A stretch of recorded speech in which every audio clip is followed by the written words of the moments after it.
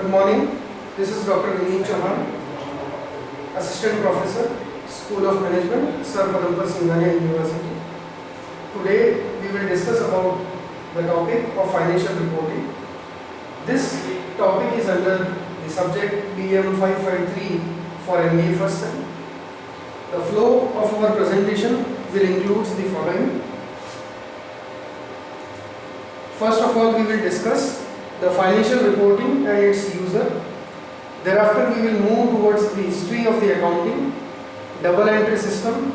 Then we check out the process of accounting, generally accepted accounting principle, the accounting concepts, accounting conventions, basic accounting terminologies,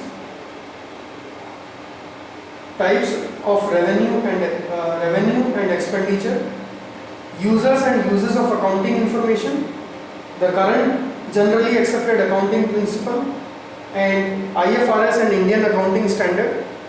And finally, we will conclude our lecture with convergence issue. Let us start the topic with financial reporting. Financial reporting is what? Financial reporting is the method of reporting the financial background of the company to the financial entities and to the stakeholders. This reporting has a particular pattern which need to be followed under the account. For this purpose, the method of reporting of financial accounting work will be the final accounts under annual report. For this purpose, the information is gathered with the financial accounting which will be used during the period of 1 year, that is the financial year, which starts from 1st April to 31st March next year. The current financial year for which the company will report its accounting procedure, that will be 1st April 2015 to 31st March 2016. Another thing which we will discuss is under the financial reporting is use of providing accounting information. Each and every single entity who counted under the stakeholders part will require to know that what company has did in the previous year, what was the financial result of the company. So that is why the financial reporting is the method, is the model which is used for the purpose of providing information. Investors, they require the information about the company's profit. If a company is profitable, if the company is having good future prospect, the investor will invest in that particular company.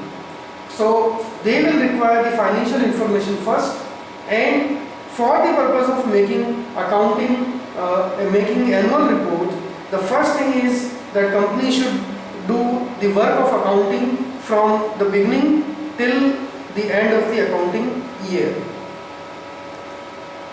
Now we start the financial accounting part, and to give it to you a brief history of the financial accounting part, we start with the ancient time. In the ancient time, I have shown it to you with the help of an example that why accounting was required. As per the example, it is clear that in past, in the ancient time, when we were having limited persons and limited transaction, it was very easy for a person to remember the transaction. For example, Ram, who is a trader, has manufactured 4 products which he wants to sell it to the 4 customers. Since the number of customers are only 4, he could be able to recall that this is the sale and this is the amount due to that particular person. Thereafter, what has happened? That the number of transactions and the number of people have grown up, have grown more. The same trader who has made 4 products is now having a consumer base of n number of customers, and that is why he was unable to recall that what is the transaction, what is the amount due, what will be his financial strength, what is his profit or not. So for that purpose, he need to record the records of the customers further and with the help of a proper and appropriate method, so that he can record it properly, and at the time of taking the data, at the time of taking the information that will be available to him. So his problem was that how he will record all the transactions of all the customers together, and that is why he was requiring a particular method of accounting. So for that purpose, an idea of improving in the accounting system, idea of developing an accounting system was required. In the ancient time, the system which was in India, that is the kingdom system, under which the king has appointed some of the persons who are aware with the accounting, and they were doing the work of accounting, but a proper system which is required was not there.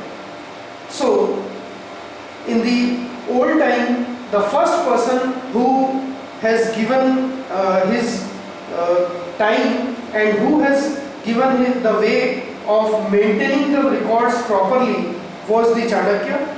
He has written his book under which he requires and he has given information to the king that the king requires a particular person who will be responsible for the accounting.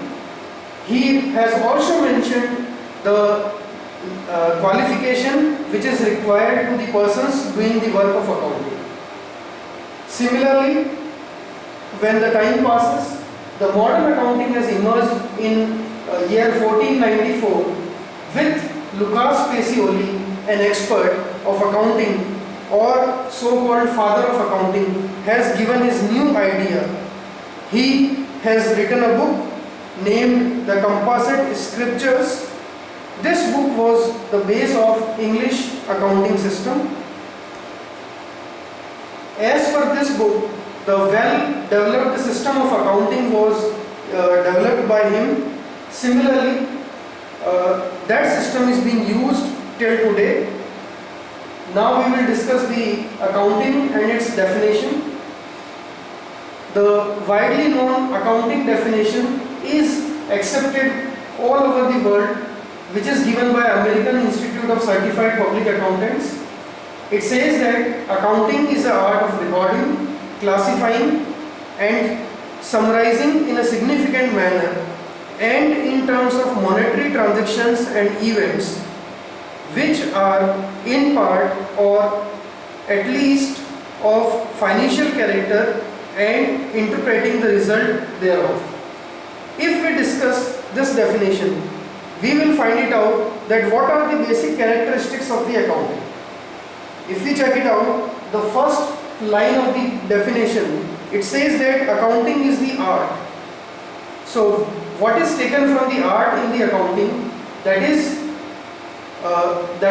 the best method for doing the work. In the accounting, there are various pro formas, there are various forms which has been prepared. So that is why it required help of art. Certainly this art is not the art as per the subject of art, but it is the art of recording. So we will use the only methods and pro forma which require to record the transaction. After recording the transaction, we classify the transaction, and the classification is based upon the customers, assets, liabilities and all the business terminologies. Later on, with the classification, we will find it out any accounting information which is required. Similarly, this accounting information is prepared and gathered under the summarizing mode. So we will summarize all the transaction with the company, transaction of the company with the external parties. So we will start the accounting from the beginning. We will move ahead till the final account is being prepared, and then thereafter the final account is being given to the investors. What we record under the accounting, that is the monetary transactions and events. Suppose if there is a transaction which is not having the accounting background or which is not having a financial or monetary character, that will not be recorded in the accounting. Finally, what is the main crux of this definition? That is interpreting the result. By doing all the accounting work, we will calculate and prepare the final accounts, and as per the final account, we have to interpret the result which has to be sent to the external parties and to internal parties as the stakeholders of the business. The process of accounting or the accounting process.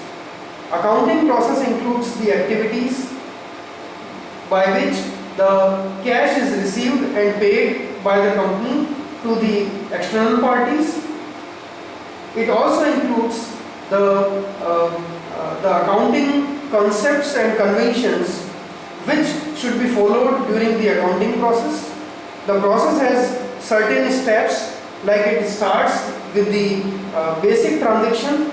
With the transaction, we will go ahead for the purpose of recording the transaction into journal. Then the classification. After the classification, the accounts will be closed.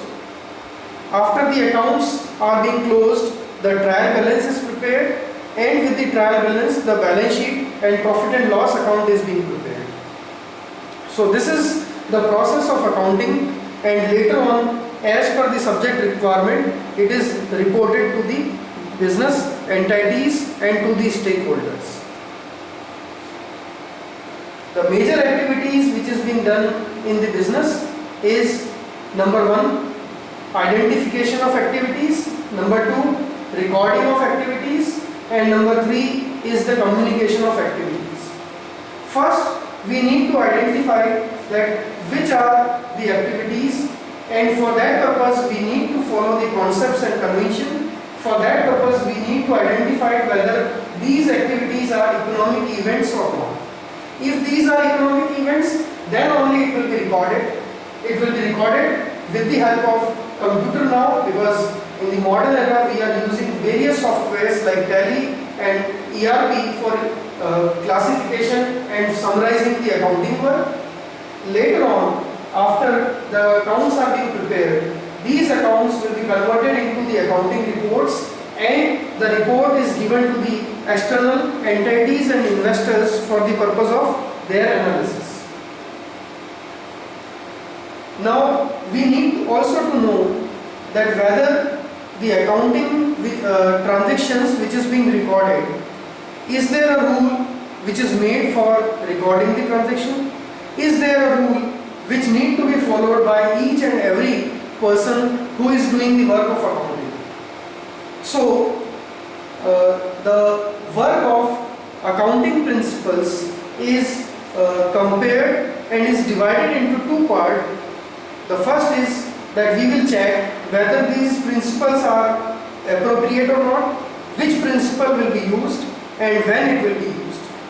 For that purpose, first there is a comparison which is being shown here that shows that the rules of accounting or the generally accepted accounting principles are which type of rule. For example, I have made the example here, the rule of signs which is fixed, which can be proved at any time, at any place, like the rule of gravitational force. If we throw anything in the air, it will come back again, and that is the rule of signs which can be proved any time, at any place. But the rule of accounting is not that strict. The rules of accounting is the creation of individual person, and that is why it can be proved only when other conditions remain same, or it can be proved only in the certain fixed condition. So that is why it is not strict as per the rules of science, but it is at the same time not even flexible that an individual can make correction in the rules. Now we will go ahead and check it out, the various accounting concepts and convention which is being followed in or while doing the work of accounting. Because each and every part of the accounting requires a certain rule to be followed. These are the rules which is included in the accounting concept. If we check it out, the first rule is money measurement concept. The money measurement concept says that a transaction will be recorded only if there are two things which is involved. Number one, money, and number two is the transaction. If out of any one is missing, then that will not be called as a transaction and that will not be recorded. For example, if all the managing director of a company died in an accident, in that case, since there is no monetary value, but this is a major event and it will put an impact on the value of the shares, value of the equity shares which is listed in the share market, but because in the accounting there is no background or there is no monetary transaction, that is why it will not be recorded. Certainly, if anything which is being paid, which is being given to the representative of these people, that amount will be written as a compensation because the money is involved, because it is paid to the external parties. So finally, the money measurement concept says that whatever is recorded in terms of monetary part, that will only be included, otherwise it will not be included. The second important concept is separate entity concept. For each and every business, the separate entity concept will work. In business, if the money is invested by the business, money is invested in the business, it is treated that business has taken loan from the businessman, and that is the example of separate entity concept, which says that business and businessmen are the separate entities. The transactions which we are going to record, that will be recorded in the books of business only, not in the books of businessmen. So the business and the businessman both are the separate party. When the amount is invested in the business, it is said to be the capital investment, and business will treat it as its liability that will be paid to the businessman again. So that is why the capital and whatever businessman is taken from the business is called to be the drawing, which is reduced from the capital. So in the business, separate entity concept work as the legal guidelines for the purpose of recording the transaction. The third and important concept is going concern concept. Going concern concept is related with the lifespan of the business, and it is assumed as per this concept that the lifespan of the business is indefinite. The business will work for a fairly long time period. So if the business will goes on for a fairly long time period, that is why each and every company will buy the fixed assets. For example, if a person knows that his company will be closed in 3 or 4 years, certainly that business will not buy the fixed assets because the life of the fixed assets is much more. And this concept is the base of the expenditure in capital and revenue part. The capital part means the expenditure which is in terms of assets, while the revenue expenditure means the expenditure which is in terms of only investment in the current expenditure. So the answer of this question, that why the amount is invested in the factory, building, in machine, in furniture, in any other assets, that is that going concern concept, which says that the business will goes on for a longer period. The next important concept is accounting period concept. Accounting period concept is similar to the going concern concept, rather it is the enhancement of that concept. Since going concern concept says that the business will goes on for a fairly long period, and if the business will goes on for a fairly long period, we cannot judge the profit of the company till the capital difference at the beginning and the capital difference, the capital or the amount which you will get it at the closure of the company. For the purpose of calculating the real profit, the lifespan of business is converted into 1 year time period, and that time period is called accounting period. So in this, or as per this concept, the lifespan of a business is divided into the accounting period, and each accounting period will start from 1st April and close on 31st March next year. The next concept is the cost concept. The cost concept is the concept which provide guidelines that how we record the transaction, at which value we record the transaction. So for this purpose, the assets and liabilities which are recorded in the books will be recorded.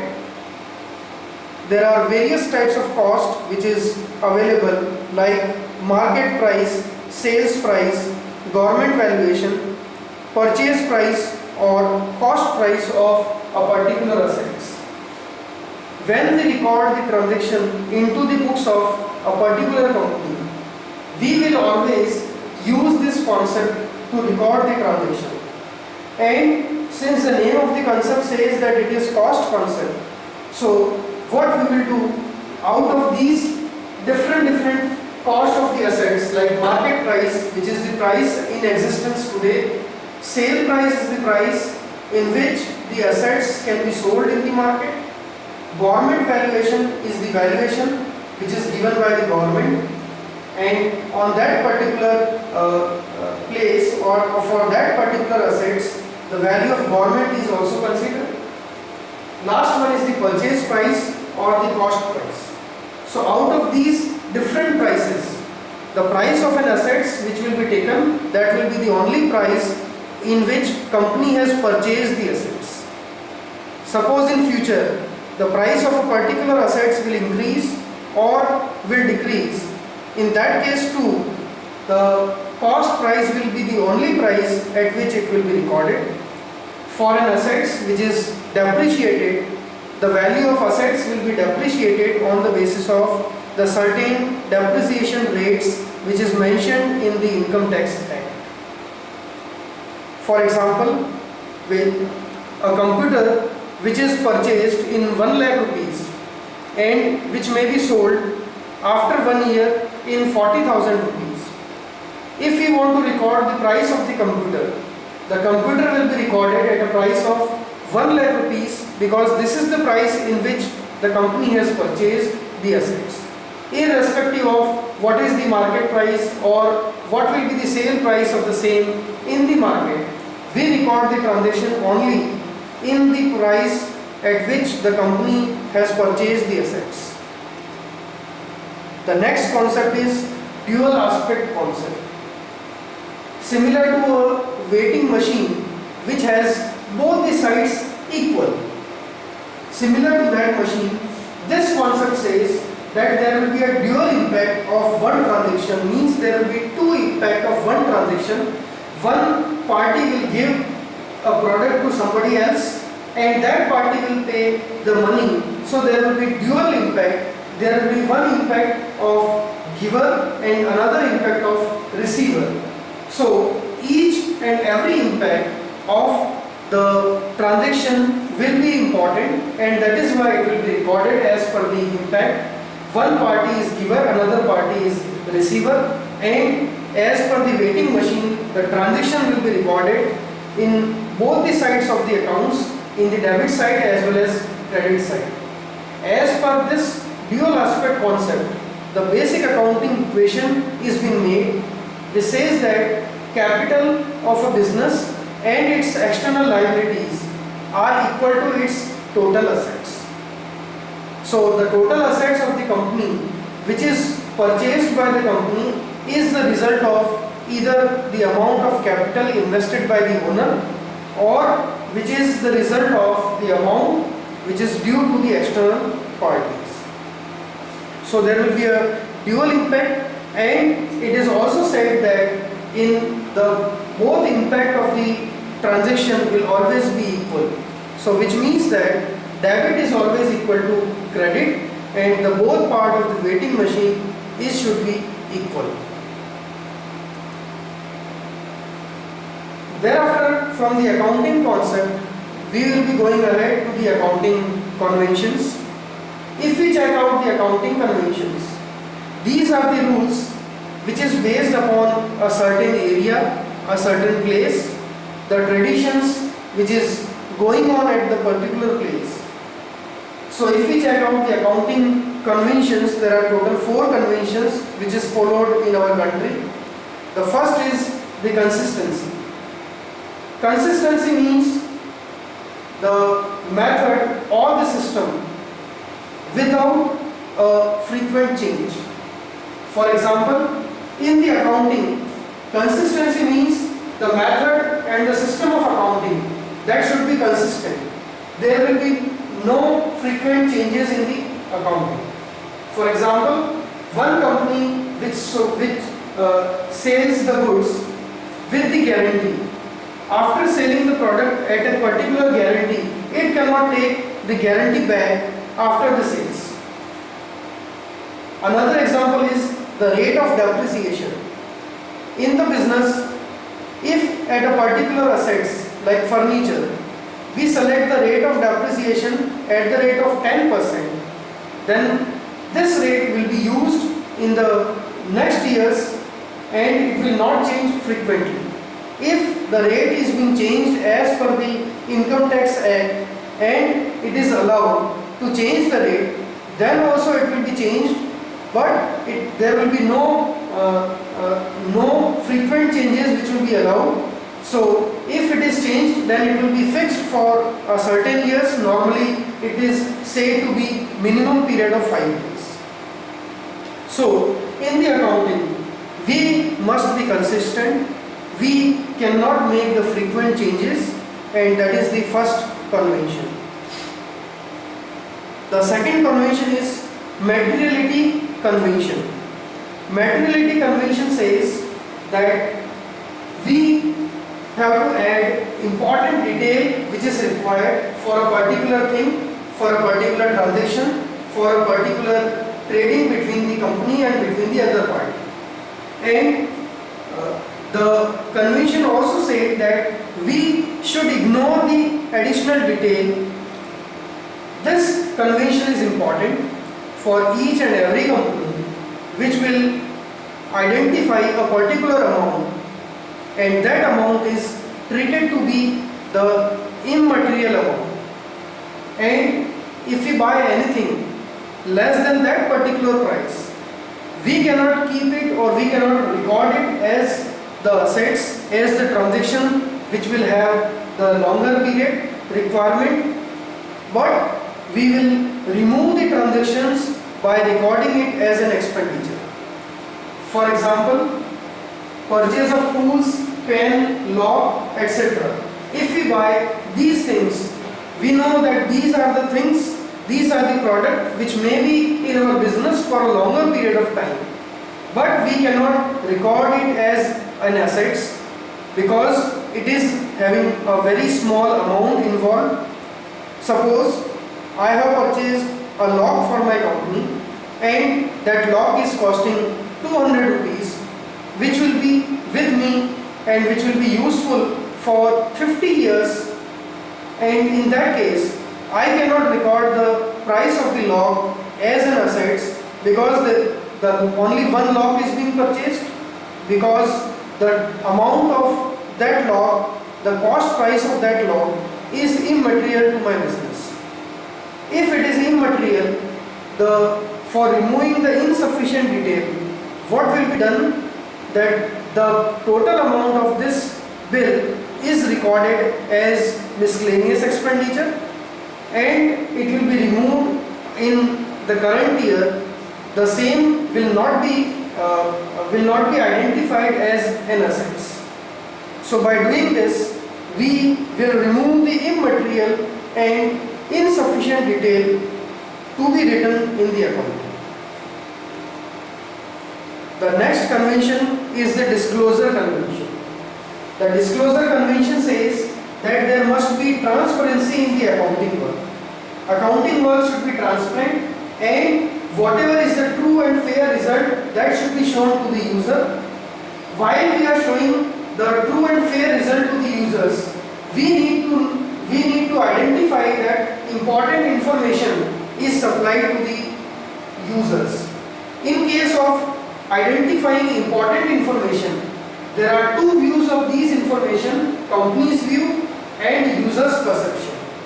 What user require is immaterial for a company. The company will present its view. The company's view will also take care of the mandatory requirement which is implied on the company. So the company will only inform about those information which is mandatory, which is important to the investor, which is important to the other stakeholders. And this is the base of recording and disclosing the information to the external party under the financial reporting. For example, the user may ask to know that what is the amount of a particular transaction, what is the transaction between company and a particular party. But since it is a secret information, a company will never provide to any external party details regarding the company's transaction with a particular party. So that is why, as per the disclosure convention, the company will provide only company's view and the mandatory requirements which will be fulfilled as per this convention. The next convention is conservatism convention. Conservatism convention means the traditional approach. This approach says that a company should always go for anticipating the future loss, but must not anticipate the future profit.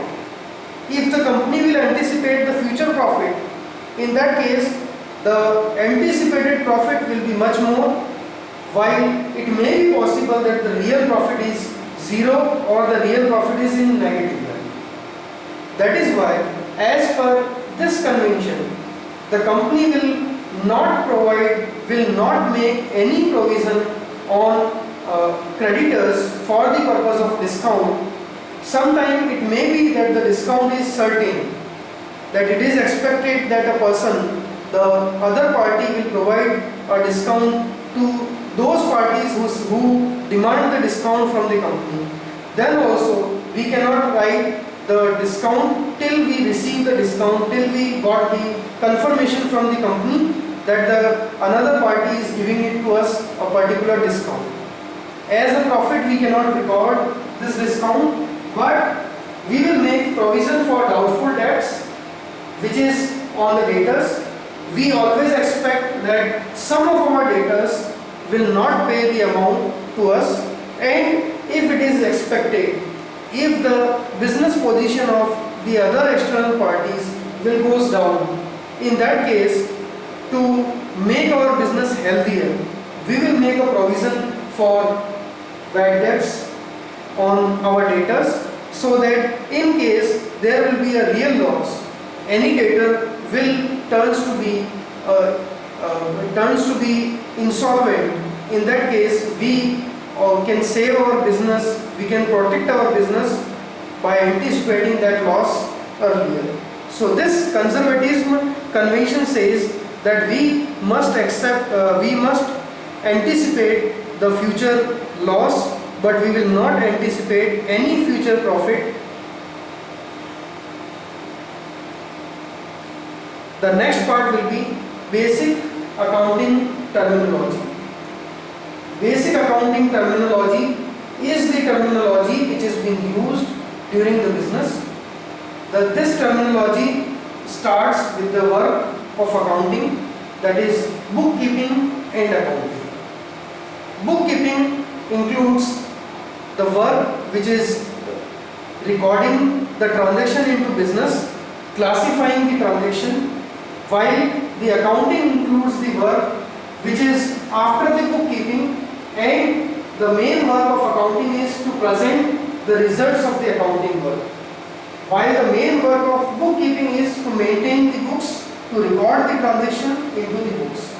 The another thing is that bookkeeping includes the primary recording in the journal, recording in the ledger, while the accounting starts after the bookkeeping is over, and it will take the data from the bookkeeping, analyze the data, classify the data, prepare the final accounts and present it to the stakeholders. So the basic work of accounting which is done under the bookkeeping is journal and ledger, while under the accounting, trial balance and final accounts are being prepared and later on reported to the shareholders. The basic accounting terminology thereafter starts basically from the capital. Capital means the amount which is invested by the owner into the business. As per the various format of the business, this amount will differ.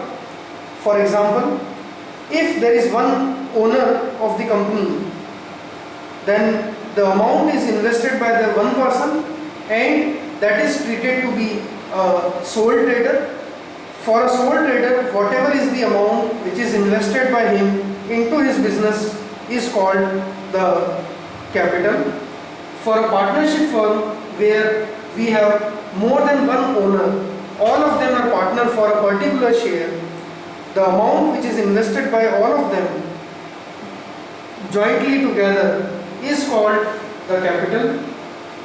For a particular company which is made with a fixed amount of share capital called authorized capital, which is the part of its share capital, the first or major part. This authorized capital is the maximum limit up to which a company can issue the shares. After the authorized capital, the issued capital is there.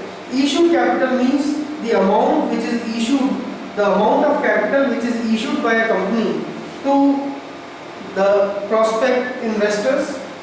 Out of the issued capital, a certain amount is being, certain number of shares are being applied by the investors, and if that is different from the issued capital, then the capital is called subscribed capital.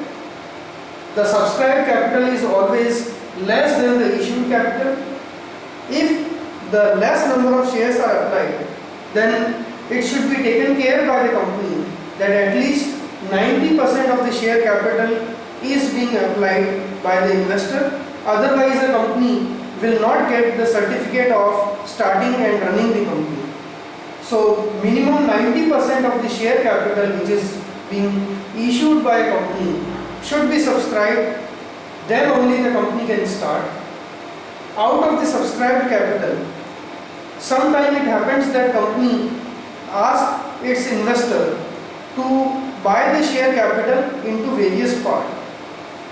The investor will buy by paying an initial amount of more than 10% of the share price, and the rest amount will be paid in different installments. In that case, the amount which company has received from its shareholders is called paid-up capital. The other part is Indian and foreign capital. Suppose a company will call to the investor to buy the shares from only one particular country, like for India, it will be called, or the capital which is gathered by the company will be called as Indian capital. While in case if the company has asked to the investor of whole world to buy the company share, then the amount of capital which is purchased by the person outside the Indian territory is called foreign capital. The next terminology is assets. It includes those things which have been purchased for the long-term period by the company. This purchase of assets is based upon the going concern concept, which says that the business will goes on for fairly long period. The assets is further classified into tangible and intangible assets. Tangible assets are those which we can see, which we can feel, and which we can identify that it is here. For example, a machine, factory building, and the building of company's office is called as assets, which is tangible assets, while intangible assets are those assets which cannot be seen, touched or felt. For example, patent right, trademark, copyright, goodwill and publication right. Patent is the patent which company has received, and as per the patent condition, no other company will be able to manufacture the same product till the other company pays a particular amount in royalty. Trademark is the mark which is being printed by the company on each of its product which company is manufacturing. If the trademark is popular among the customers, certainly the profit of company will be more. So all the intangible assets are used by the company for the purpose of increasing its sales and improving its profit. The second classification of assets is current and fixed assets. All the current assets are those assets which is kept by the business for a shorter period, and that period is less than 1 year, while the assets which company has purchased for a longer period of time is called fixed assets.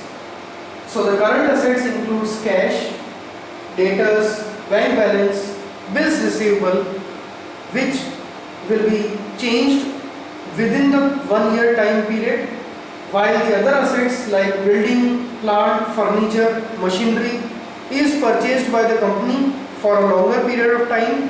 So that is why the fixed assets is kept by the company for a longer period of time. Indian and foreign assets.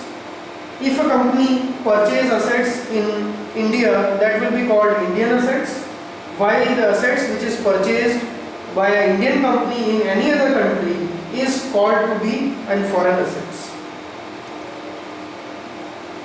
Liability is the next concept.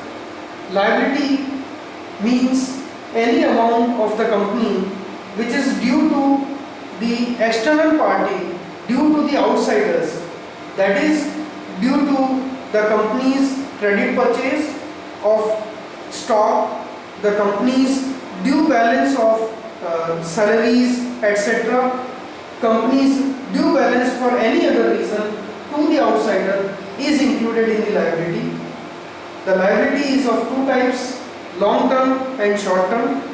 If a company will take loan from any external party for a period of more than 1 year, it will be called as long term liability, while if the company require to meet its present requirement and take overdraft from the bank, then it will be called as short term liabilities, which will be paid in near future. So long term liabilities are normally for the purpose of long term investment like bank loan, long term loan, public debenture, long term loan from financial institution, etc., which will be used by the company for a longer period, while the short term liabilities are those which is not paid by the company and which will be the demand of external parties within a small period of time.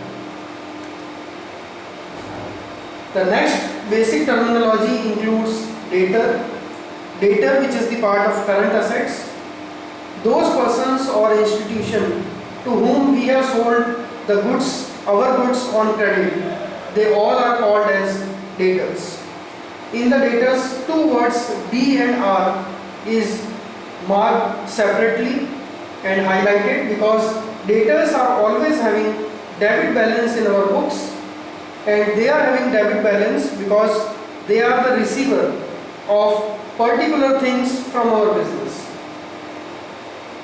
Those people who are counted as debtors, we can demand our money from them at any time. That is why this is called current assets and short period assets. While reverse to that, we also have creditors who are the counted as current liabilities, and it includes those persons or those companies or those parties from whom we have taken the goods, we have purchased the goods or any other thing on credit, and they can demand the amount due to them at any period of time. The next basic accounting terminology include revenue. Revenue is the inflow of cash in the business events. For understanding of business events, I have made a business cycle. This cycle starts with the cash. With the cash, we purchase the raw material. With converting the raw material into the finished goods, we will sell the material, and finally we will be receiving cash again. This cycle is called a revenue cycle for the business. At the end of revenue cycle, we receive the cash from the external party, and the revenue is the total amount which we will receive from the external party. Revenue is also divided into two parts: income revenue and capital revenue. If any revenue which we have received, that is result of business events, that is the result of purchase and sale of goods, then it will be called income revenue. While in case we sold our assets, in case we sell our shares, or in case we go for a loan which is a long-term loan, in that case the revenue or the amount which we have received is called to be capital revenue. As for the revenue, the expenses are also there. The expenses are the amount which we spend to the or for the purpose of business events. This is also classified into three parts: revenue expenditure, capital expenditure, and deferred revenue expenditure. First we check it out, the revenue expenditure. Revenue expenditure is the expenditure which we have paid for the purpose of normal business activities. The normal business activities includes the activity of purchase and sale of goods, the making process of the particular goods, and thereafter the efforts or the cost of the efforts which has been put in for the purpose of sale of the business product. This has a certain example which I have included here: rent, wages, printing and stationery, normal repair, material purchase. This is called as revenue expenditure. The second one was the capital expenditure. The expenditure which is paid for a longer period of time, normally more than 1 year, is called the capital expenditure. It is always a fixed nature, and it is paid at the time of purchase of an assets. If we buy the building, if we buy machinery, if we import the machine from the foreign country and establish it at a particular place, then the total cost of importing the machinery, the duties, the taxes of the government, including the legal charges and establishment expenses, together called as capital expenditure, and together it will be written as capital expenditure. The next one is deferred revenue expenditure.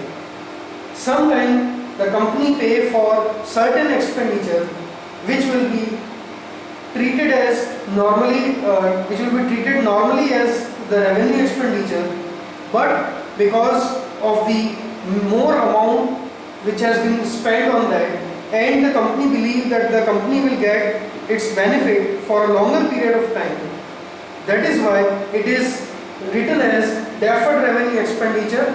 Means the revenue expenditure but benefit will be taken by the company for more than 1 year, and that is why its expected life period will be the time in which it will be removed from the company's balance sheet.